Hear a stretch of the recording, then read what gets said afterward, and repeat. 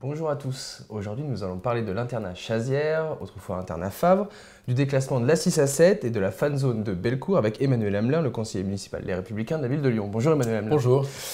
Sur votre arrondissement, l'internat Favre va ouvrir sous le nom d'internat Chazières. Vous êtes plutôt heureux? Heureux que le bâtiment soit utilisé avec la fonction qui était la sienne auparavant, mais déçu qu'on ait perdu un an. Parce que je vous rappelle qu'il y a un an, quand Gérard Collomb a fait le choix de fermer l'internat Favre, je lui avais proposé à l'époque qu'on transfère l'internat Favre à la métropole, qui avait toute légitimité puisqu'elle a les compétences sur l'enfance, que la métropole récupère l'internat Favre. Il ne l'avait pas souhaité, je le regrette, parce qu'il s'est passé un an. Pendant un an, on a mis en difficulté les enfants, on a mis en difficulté les familles, on a mis en difficulté le personnel de l'internat. Ils ont dû être replacés? Alors, ailleurs? beaucoup d'enfants, certains n'ont pas été replacés du tout, donc se sont retrouvés dans des situations sociales un peu compliquées. D'autres ont été transférés dans un autre internat à Propierre, à 80 km de Lyon, qui va d'ailleurs fermer au mois de juillet et dont les enfants vont revenir au futur internat Chazières. C'est-à-dire que pour un enfant déjà en difficulté sociale, il est à la Croix-Rousse une année, il est à 80 km plus loin l'année d'après et il revient à la Croix-Rousse ensuite. Tout ça n'est pas très sérieux, je pense qu'on a perdu du temps, de l'énergie, qu'on a créé des difficultés qu'on pouvait éviter et je regrette cette année perdue. Gérard Collomb justifie ça en disant qu'il a fallu un an pour repenser l'internat à travers le spectre de la métropole, dans le sens où les dotations de l'État avaient baissé. Est-ce que c'est compréhensible? Ce que je peux entendre, parce qu'il manquait la participation de l'État, qui était de 200 000 €, ce qui a justifié la fermeture de l'internat Favre à l'époque. Sauf qu'on aurait pu rajouter pour une année la participation de l'État, se substituer à la participation de l'État, ou alors demander à la métropole de le faire, ce qui aurait été déjà un premier transfert. Et la ville de Lyon nous avait dit à l'époque, non, on n'a pas d'argent. Bon, moi, je m'étonne quand même, parce que la ville de Lyon met à disposition les bâtiments de l'internat ex-Favre à la métropole, pour un loyer annuel de 400 000 € qu'elle met à disposition gratuitement. Pour une collectivité qui a besoin d'argent, je trouve qu'elle aurait pu faire payer à la métropole cette somme. Parce que ce n'est pas le cas. Donc vous voyez, il y avait des solutions. Il n'a pas voulu entendre son opposition, notamment ma demande. Je le regrette, c'est tout. Voilà, maintenant ça repart avec l'internat Chazières. Tant mieux. Ça aurait été bien que ça reste l'internat Favre, parce que Favre était un grand donateur de la ville, etc. Et je ne vois pas pourquoi on l'a débaptisé comme ça. Autre sujet qui est arrivé dans ce mois de mai, le déclassement de l'A6 à 7 qui a été validé par Dan Vidalis. Vous êtes bien sûr pour, maintenant c'est quoi la suite? C'est l'A45, la notation, le contournement Est? C'est un peu tout, parce que pendant des années, Gérard Collomb nous a dit qu'on ne pourrait pas déclasser l'A6 à 7 au centre de Lyon tant qu'on n'aurait pas un contournement. Bon. Il se trouve qu'aujourd'hui, on n'a pas de contournement, mais on a le déclassement. Je m'en réjouis, parce que c'est une très bonne nouvelle. Sauf qu'on ne fera pas l'économie d'une infrastructure de substitution, entre guillemets. Ça va être obligatoire. Ça me semble obligatoire, sauf qu'on n'est pas dans les mêmes délais que Gérard Collomb. Gérard Collomb veut faire le déclassement avant la fin de son mandat, sauf que si on veut terminer l'anneau des sciences, qu'on avait un peu oublié, qui, je le rappelle, est le prolongement de Théo, mais sur la partie sud-ouest, eh bien, celui-ci, par contre, ne sera pas fait avant 2020-2025. Est-ce que l'idée, ça ne peut pas être aussi de se dire, bon, il y aura des voitures qui vont être déplacées ailleurs, plutôt que de les déplacer, penser d'autres modes de déplacement dans la ville qui seraient plus écologiques, plus propres que la voiture, qui serait peut-être maintenant un mode de déplacement du 19e, 20e siècle? On est tous d'accord. Il faut moins de voitures en ville, il faut des voitures moins polluantes, il faut des transports en commun plus performants, il faut des parcs relais plus nombreux. Tout ça, on est tous d'accord, sauf que je remarque qu'en parc relais, on est très en dessous de ce qu'on pourrait faire, qu'en termes de transport, on pourrait aussi faire un peu mieux, et on ne peut pas dire aujourd'hui on va déclasser la 6 à 7 sans une substitution en termes de contournement. Donc ça va paraître, il y a 110 000 véhicules qui passent sous le tunnel de Fourvière et qui vont arriver tout d'un coup sur une voie urbaine. Je pense que ça va créer de gros problèmes. Et on aura beau dire à tout le monde, ne prenez pas votre voiture ou mettez-la ailleurs ou prenez les transports en commun, ça va poser des difficultés. Donc moi je suis pour ce déclassement, mais je suis pour qu'on reprenne très vite le projet de l'anneau des sciences qui avait été quasi entériné. 3 milliards. Et quasiment enterré après pour des raisons effectivement financières. Ça coûte 3 milliards. Oui, ça coûte 3 milliards. Oui, mais il faut bien qu'on aménage les infrastructures de notre agglomération. Si on veut que les véhicules évitent de rentrer dans la ville, il faut bien qu'on prévoie des contournements. On ne peut pas demander simplement aux gens de se garer quelque part et de prendre les transports en commun. Quand on vient de l'ouest lyonnais, c'est très difficile. Quand vous voulez vous garer après 7 heures du matin au parc relais de Vèze, il n'y a plus de place. Donc vous voyez, il y a encore beaucoup de choses à faire. Et je pense qu'aujourd'hui, en tout cas, l'opposition va faire un certain nombre de propositions pour qu'on essaie de trouver des solutions pragmatiques et efficaces à ce déclassement qu'on attendait tous impatiemment. Autre sujet qui est dans l'actualité, c'est la fan zone Place Bellecour. Cette fan zone inquiète pas mal de gens. Bon, les élus, en ce moment de la majorité, pas vraiment. Les policiers, plus.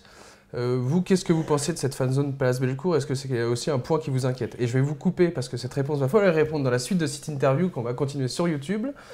Je vous remercie, Emmanuel Hamelin, d'avoir été avec nous. Pour les auditeurs de TLM qui nous regardent, la suite, ça sera sur le site de Lyon Capitale et sur le site internet de TLM. Je vous remercie de nous avoir écoutés. À demain. Bonjour à tous, on est toujours ensemble sur l'autre direct et cette fois-ci on continue sur YouTube. Donc je vous parlais de cette fan zone Place Bellecour qui cristallise un petit peu les inquiétudes pour 7 € parce qu'elle est sur un point névralgique de Lyon qui est un peu ouvert au cas de vent. Qu'est-ce que vous en pensez? Moi je partage cette inquiétude. Parce que la fan zone, c'est un principe sur lequel on a des accords obligatoires avec l'UEFA, donc on est obligé d'en faire. Sauf que la faire en plein centre-ville, Place Bellecour, pendant un mois, tous les soirs, tous les jours, sans parking, avec les nuisances que ça va engendrer, la masse de gens que ça va déplacer, puisque la fan zone, elle va couvrir à peu près 20-25 000 personnes. Sur la place Bellecour, ça fait beaucoup, beaucoup de monde. Quand je vois la difficulté aujourd'hui que l'on a, alors qu'on est en pleine période de situation d'urgence en France, hein, le mal que l'on a aujourd'hui à gérer les casseurs qui sont avec les manifestants, avec les nuits debout, avec tout ça, où on a beaucoup de mal à les arrêter, et il y a des dégâts considérables qui ont été faits dans la ville et ailleurs.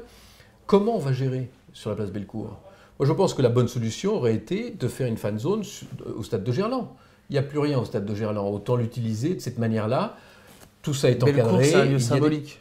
Oui, Gerland aussi, c'est un lieu symbolique pour le football. Mais pour l'UEFA, peut-être que le hyper centre-ville est plus attrayant. Moi, je pense que l'UEFA peut avoir évidemment des choix, mais que le choix final, il revient au maire de Lyon. Et que je souhaite que ça se passe bien, évidemment, comme tous les Lyonnais. Mais je partage l'inquiétude d'abord des riverains de la place Bellecour, des riverains du 2e arrondissement et des Lyonnais en général qui sont très inquiets. Vous parlez de Gérard Collomb, mais la majorité aurait une responsabilité s'il se passait quelque chose dans ce choix? Écoutez, quand on fait un choix en politique, il faut l'assumer. Moi, je propose qu'on le fasse à Gerland. Je l'avais dit déjà à l'époque. Maintenant, le choix n'a pas été suivi. La préfecture a certifié que toute la sécurité sera apportée. Je suis certain que la sécurité sera apportée sur la zone en tant que telle. Ce qui m'inquiète, moi, c'est les avant et les après. Parce qu'une fois que tout le monde sort de cette zone qui est ultra sécurisée, comment ça se passe? Est-ce qu'on va être en situation, sur un périmètre aussi large que celui de la presqu'île, de gérer tout le monde? Et s'il y a quelques excités qui partent en cassant un peu tout sur leur passage, comment on va les maintenir? Bon, c'est ça qui m'inquiète. Alors qu'à Gerland, le périmètre est beaucoup plus fermé et c'est beaucoup plus difficile de s'exprimer quand on veut casser quelque chose. Tout ça, on a l'habitude à Gerland, il y a eu des matchs de foot, il y a eu du monde, il n'y a jamais eu de problème.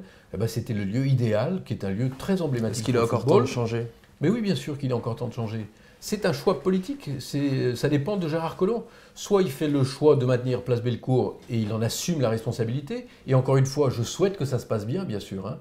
Mais s'il y a le moins de soucis, il faudra qu'il assume aussi de ne pas avoir fait le choix de Gerland. Dernier sujet, ce jeudi, Nicolas Sarkozy était à Lyon en tant que président des Républicains, j'allais dire UMP, mais c'est les Républicains. C'est clairement un déplacement de campagne. Pensez-vous qu'il est le meilleur candidat pour votre parti? Moi, c'est le candidat que je soutiens, évidemment, donc je vais considérer que c'est le meilleur candidat, c'est clair. Pourquoi?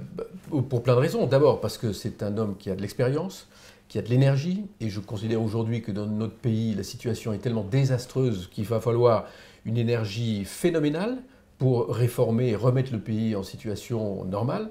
Et donc, c'est lui qui me semble avoir le tempérament et le caractère pour ça. Est-ce que vous pensez que quelqu'un qui a, alors on ne peut pas dire échoué, mais quelqu'un qui a échoué en tout cas à la dernière présidentielle, est-ce que c'est normal qu'il puisse revenir sur le devant de la scène? Est-ce que c'est pas la place maintenant à une nouvelle génération qui serait plus à même l'échec en politique n'a jamais été définitif.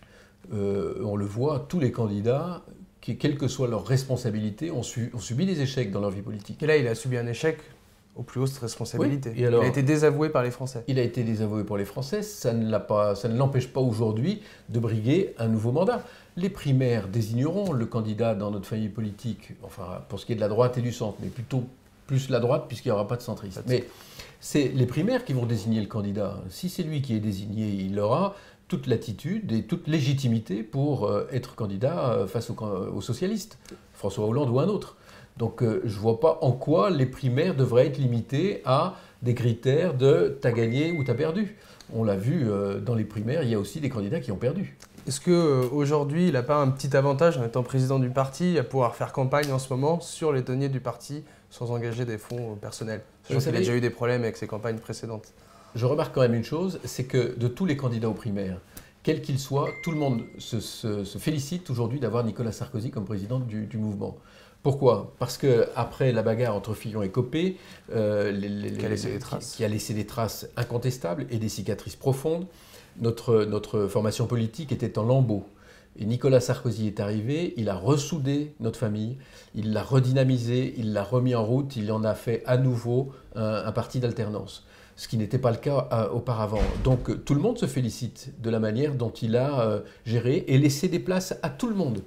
Il a créé un vrai rassemblement au sein des Républicains. Il n'a pas été sectaire, qui était un mot à la mode dans le parti. Pas du tout sectaire. Tout le monde a des responsabilités, chacun a sa place, et personne ne se plaint de Nicolas Sarkozy, président des Républicains. Donc je me réjouis qu'il qu'il fait ce choix de se présenter, et je me réjouis qu'il ait été élu. Et aujourd'hui, je considère qu'il fait son travail de chef de mouvement. Il est présent, il construit le projet, il y a des conventions quasiment tous les 15 jours sur tous les thèmes pour construire un projet d'alternance pour les prochaines présidentielles. Il est dans son rôle, et nous on l'a vu aujourd'hui, dans son rôle de président de parti, où il est venu pour rencontrer des élus, pour animer un meeting dans la soirée. Justement, voilà. C'est un meeting. Oui, mais un chef de parti organise des meetings. Ça a toujours été comme ça, et c'est bien que ce soit comme ça. Donc maintenant que le meilleur gagne. Exactement. Merci Manuel Hamelin. Merci à vous. Merci à vous de nous avoir suivis. Merci à Élise pour la technique, et on se retrouve demain pour un nouvel Autre Direct.